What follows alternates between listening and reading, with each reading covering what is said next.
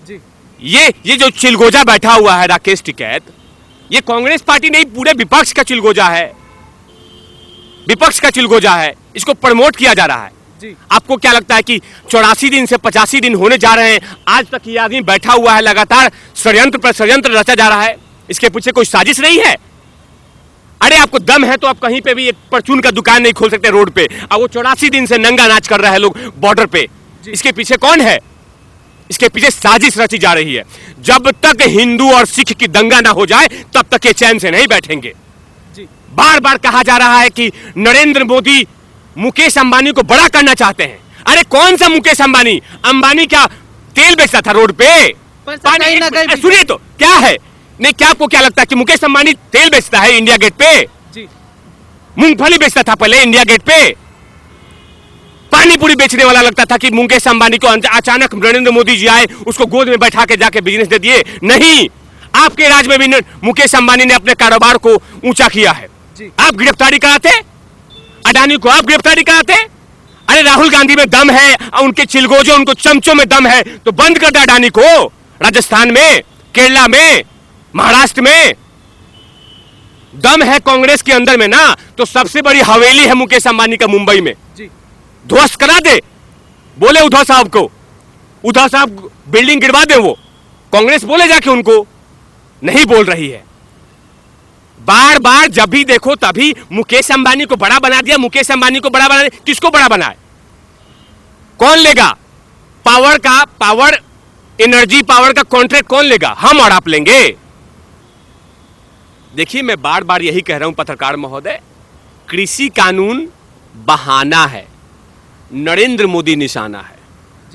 ये टिकरी बॉर्डर बहाना है, मासूम किसान बहाना है, नरेंद्र मोदी निशाना है। नरेंद्र मोदी को सिंहासन को तोड़ने के लिए ये सारे चमचे, ये सारे चिलगोजे हाफिज सईद से भी गले मिल रहे हैं। ये लोग गले मिल रहे हैं। पहले क्या बोलते थे? 370 नहीं हटेगा, 370 नहीं हटेगा। आज अब हट गया, 370 हटा दिया। राम मंदिर नहीं बनेगा, राम मंदिर नहीं बनेगा। राम मंदिर बन गया, अब बन रहा है। तो ये तमाम चीजें होगी, ये लोग रोते रहेंगे। तो राहुल बाबा भी बेडशीट टाइट कर ले, दिक्कत कहां है? क्योंकि मियां खलीफा तो बेडशीट टाइट करने में पीएचडी होल्डर हैं, एमफिल किए हुए हैं, उनको एक्सपीरियंस है कि बेडशीट को टक कैसे करते हैं, बेडशीट को टाइट कैसे करते हैं। मियां खलीफा का सुन रहे हैं, बताइए। माने इस देश के जनता जनार्दन जो चुनते हैं सांसदों, उनकी बात नहीं सुनाया जा रहा है, उनके ट्वीट को रीट्वीट नहीं किया जा रहा है।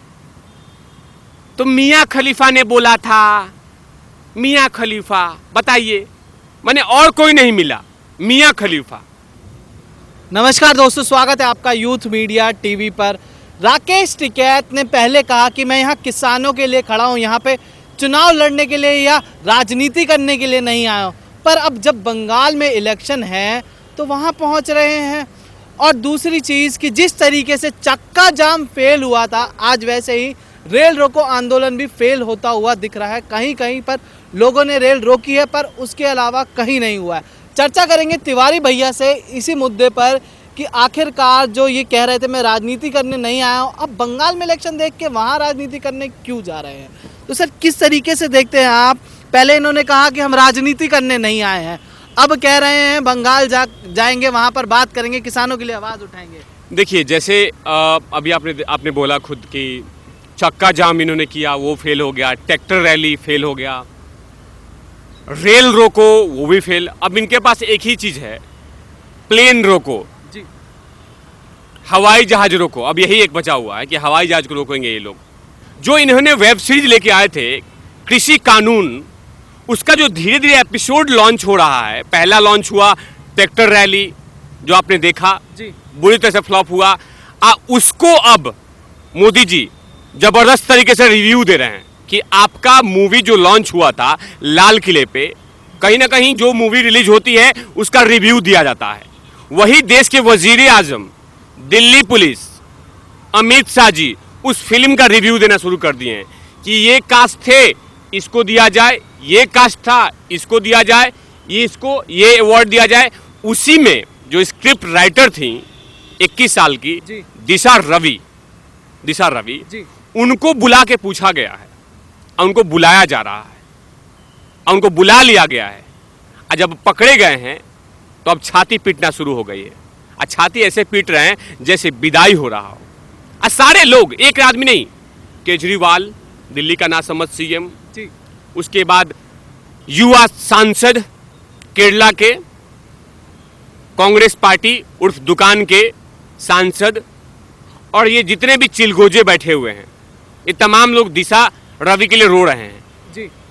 जैसे कि रात भर विदाई शादी उदी हुआ, उसके बाद विदाई हो रहा, उसके लिए रो रहे हैं ये लोग। जी। जी। जी। जरूरत क्या था? जिसने गलती किया उसको सजा मिल रही है। और जो आपने फिल्म दिखाया इस जनता को, वो लोग रिव्यू देना चाहते हैं और रिव्यू दे रहे हैं। इसमें दिक्कत कहां है? कोई विरोध नहीं है किसी कानून का, कहीं पे भी नहीं है। आप देख रहे हैं कि सर एक चीज, अरे सुन तो लीजिए पत्रकार महोदय, आप जाके देखिए कहां पे यूपी सबसे बड़ा राज्य है। यूपी साउथ में भी आप जाके देखिए ना, सारे किसान अपने अपने खेती में लीन है, वो खेती में लीन है। वो जानते हैं कि देश के वजीर आजम या नरेंद्र मोदी अगले बार भी चुनाव उनको लड़ना है। जी। किसानों से वोट चाहिए। किसानों के सपोर्ट से देश के वजीर आजम आज लोकतंत्र के मंदिर में भाषण देते हैं। जी। क्या नरेंद्र मोदी चाहेंगे कि अपने वोट को खत्म कर दें? नहीं। देश के नरेंद्र मोदी जी ने हमेशा से कहा है, वजीर आजम ने, कि ये कृषि कानून गंगा की तरह पवित्र है। आप हम पे विश्वास कीजिए, हमारी सरकार पे विश्वास कीजिए। लेकिन इनको दिक्कत हो रही है। जो जो बिल में लिखा हुआ है वो सभी जगह कांग्रेस में अभी भी काम कर रहे हैं। जी। कॉन्ट्रैक्ट फार्मिंग महाराष्ट्र में चल रहा है, वहां पे कांग्रेस की सरकार है, कोई दिक्कत नहीं है। एमएसपी की बात कर रही है, हरियाणा में एमएसपी ज्यादा है, वहां पे कम है, राजस्थान में कोई दिक्कत नहीं है। जी। ये सिर्फ गिद्ध की राजनीति हो रही है। देश में दंगे हो, देश में तोड़फोड़ हो, हिंदू सिख की दंगा हो जाए, कांग्रेस अपना राज करे, अब उसी के लिए बात करते हैं। जी। मैं इसलिए बोल रहा हूं कांग्रेस को गिद्ध की राजनीति। आज एग्जाम्पल सेट करूंगा पत्रकार महोदय, और फिर कृषि कानून पे आऊंगा। तमिलनाडु में चुनाव है और राहुल गांधी वहां गए हुए हैं, और जिन राजीव गांधी जी हमारे देश के प्रधानमंत्री थे, भला है बुरा है जैसा भी है, वो राजीव गांधी हमारे देश के वजीर आजम थे। जी। और उनको कुछ आतंकवादियों ने मार दिया, और वोट बैंक के चक्कर में क्या बोल रहे हैं वहां पे जाके कि मैं उन सभी हत्यारों को माफ कर रहा हूं। कोई दिक्कत नहीं है। आप इसलिए माफ कर रहे हैं क्योंकि आपको तमिल वोट चाहिए। जी।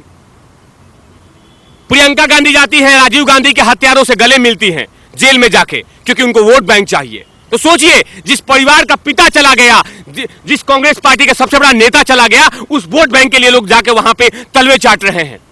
इनके लिए देश इंपॉर्टेंट नहीं है। बार बार बोला जा रहा है कि नरेंद्र मोदी हिटलर शाही है, हिटलर शाही है। जब ट्रैक्टर रैली हो रहा था, बीच में आप डिस्टर्ब मत कीजिएगा, सुनते रहिएगा चुपचाप, उन्हीं के चिलगोज चमचों के बात कर रहा हूं।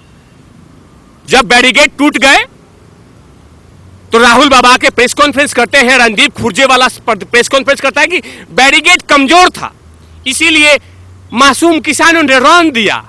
अब जब गाजीपुर बॉर्डर पे बैरिकेडिंग मजबूत हो रहा है तो फिर बोल रहे हैं कि मजबूत क्यों कर रहे हो।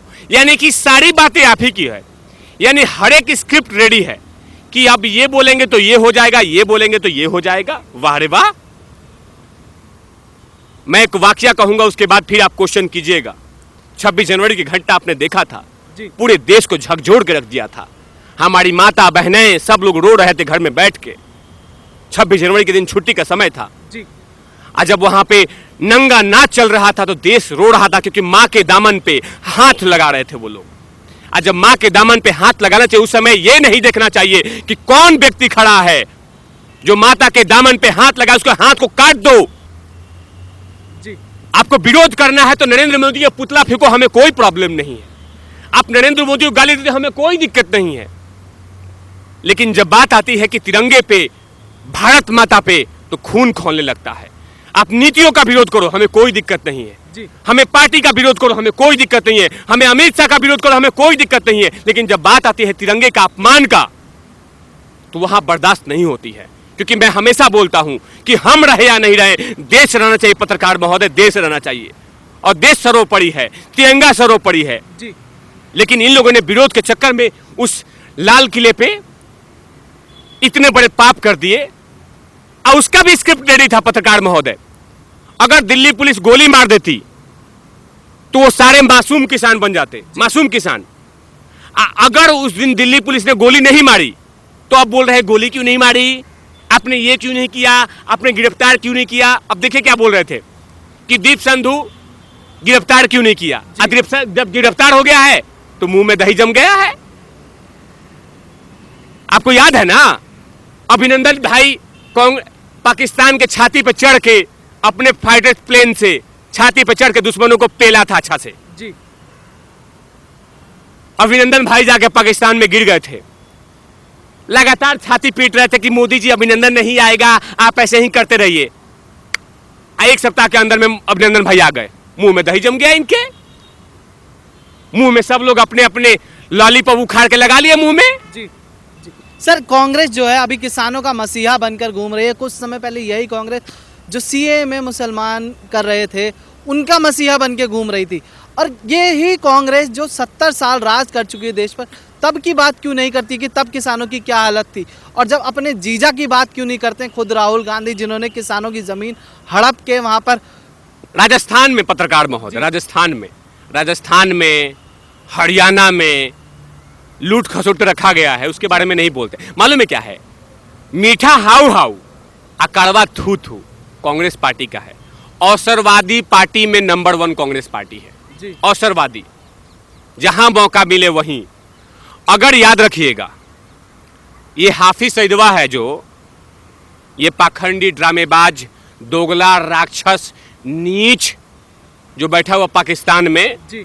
हमारे मुल्क के ऊपर में तरेड़ के रहता है, 25 बार आंख मारता है दिन भर में।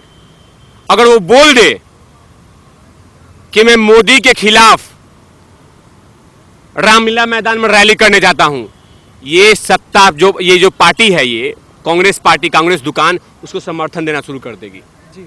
समर्थन देना शुरू कर देगी।